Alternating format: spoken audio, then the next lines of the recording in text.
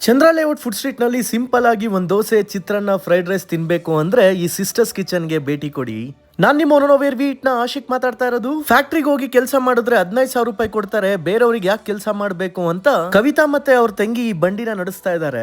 ಮನೆ ತರ ತಿಂಡಿ ಊಟ ಕೊಡ್ತಾರೆ. ಮಸಾಲೆ ದೋಸೆಗೆ ರುಬ್ಬಿರೋ ಬ್ಯಾಡ್ಗಿ ಮೆಣಸಿನ್ಕಾಯಿ ಖಾರ ಹಾಕಿ ಸಖತ್ತಾಗಿ ಮಾಡ್ಕೊಡ್ತಾರೆ.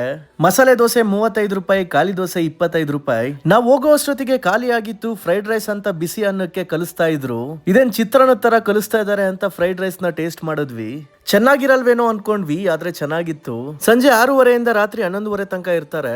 ಮತ್ತೆ ಇವರ ಪಕ್ಕದ ಅಂಗಡಿ ಬಿಂದುಶ್ರೀ ಗೋಬಿ ಅಂಗಡಿ ಅಂತ ಇದೆ. ಹೂಕೋಸು ಮತ್ತೆ ಎಲೆಕೋಸಲ್ಲಿ ಗೋಬಿ ಮಾಡ್ತಾರೆ. ಇವರ ವಿಶೇಷತೆ ಏನಪ್ಪಾ ಅಂದ್ರೆ ಗೋಬಿ ಸಾಸ್ಗೆ ಸಕ್ಕರೆ, ಬೆಲ್ಲ, ಸಿಹಿ ಕುಂಬಳಕಾಯಿ ಮತ್ತೆ ಮಸಾಲೆಗಳನ್ನ ಹಾಕಿ ಸಾಸ್ ಮಾಡ್ಕೊಂತಾರೆ. ಇಲ್ಲಿ ಕೂಡ ಅಷ್ಟೇ, palm oil, Ajinomoto, food colour ಬಳಕೆ ಮಾಡಲ್ಲ.